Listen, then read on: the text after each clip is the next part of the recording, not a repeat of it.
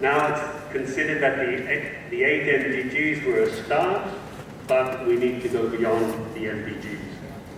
There's still a lot of unfinished business with the MDGs. If you read the Secretary General's most recent report, A Life of Dignity for All, which he presented to the General Assembly, the UN, last month, it presents a very mixed record of what's been achieved by the MDGs. But more importantly, what's now the growing consensus that there are major limitations and gaps in the original Millennium Development Goal agenda, particularly related to sustainable development, to employment, inequality, and aspects of governance that are, whereas the original MDG process tended to be developed in-house as a sort of rather top-down, and the problems and need to address issues of accountability, and in particular corporate accountability. There's now agreement that we need to merge the MDGs with what was agreed at Rio +20 of designing a set of sustainable development goals, the SDGs. And the flavor of the month now in international policy discourse is to better integrate the environmental, economic, and social dimensions of development.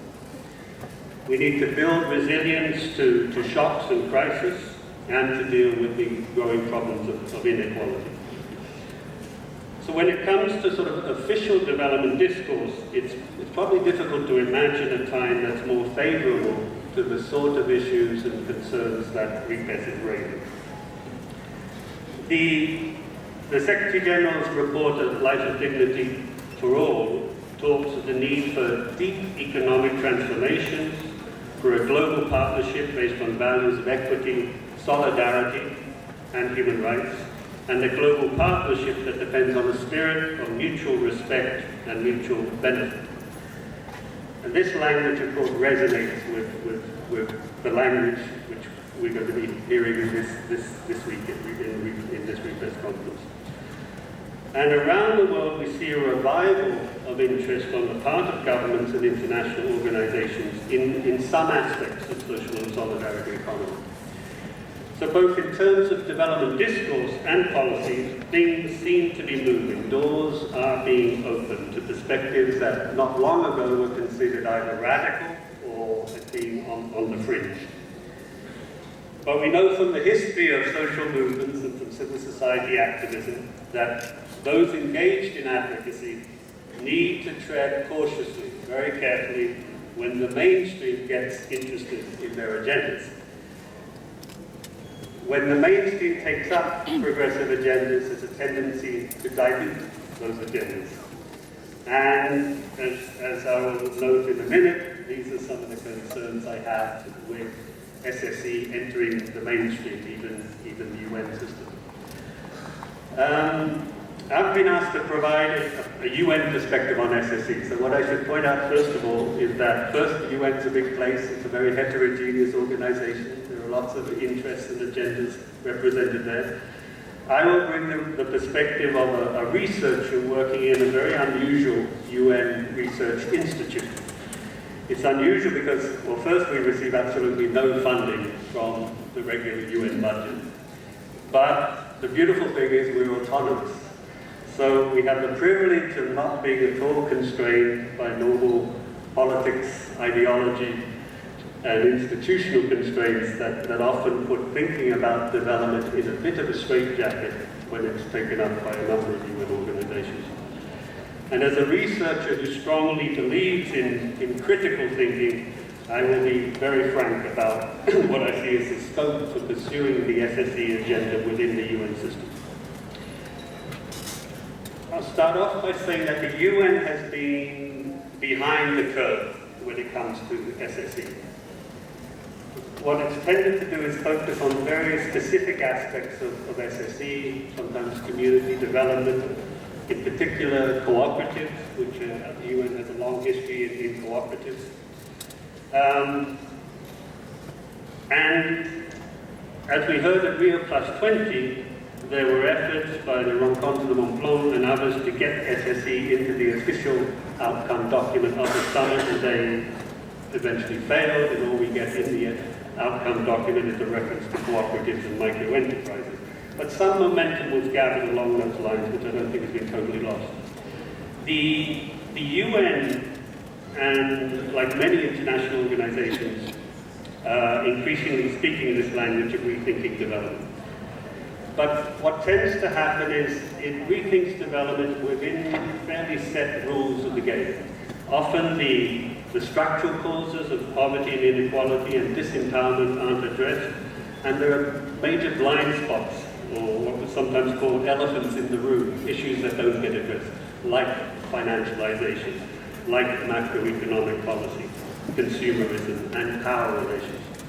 So the risks, I think, are the following: that in the UN, we see a certain social turn is taking place through the critique of neoliberal policies, which is focusing on poverty reduction.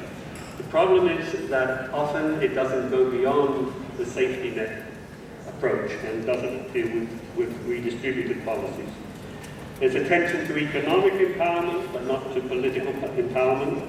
And there's a danger that the focus on environment and the SDGs will focus narrowly on aspects to do with eco-efficiency, green growth, and green consumerism. The good news is that spaces are opening up. As I said, the Rio mandate from last year at the summit was to better integrate economic, social, environmental dimensions, and SSE speaks directly to those issues.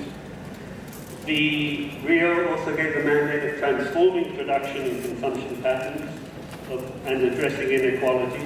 There's much more of a focus on issues of gender inequality in the UN system, and employment is gaining a lot more traction. The ILO is now, under its new Director General, is prioritizing the informal economy and seeing SSE as a way of transitioning out of the informal economy. So just to end by saying more concretely a number of things that have been happening. So you can see that SSE is gaining a foothold institutionally in the UN system. The ILO set up the SSE Academy in 2010, and they were the first to really, I think, take up this term SSE and promote it. All their work and the work of FAO and others on cooperatives continues, and some of those branches are linking co-ops with SSE. The UN entity that liaises with civil society is working to make sure that civil society voices and even RIPESS voices have an input into the consultation processes about the post-2015 agenda. The FAO Food Security Committee has spaces there for Via Campesina and representatives of RIPESS. But what we've done at UNRISD is, after Rio, it was clear to me that SSE wasn't getting enough visibility in the UN system. So when I went back to Geneva, we launched a call for papers, received an amazing response from about 500 researchers in 70 countries, and in May organized really the largest UN conference ever on social and solidarity economy, to which a number of people here in which they participated.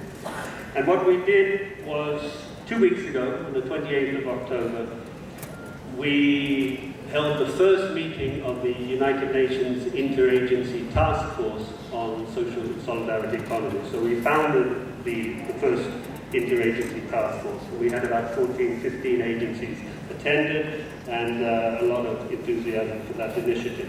So there we identified 4 roles for the task force. One was to give SSE more visibility and recognition in the international system, to generate and communicate knowledge on SSE, to foster a more enabling institutional and policy environment, and to facilitate coordination of international efforts in the UN system to build partnerships.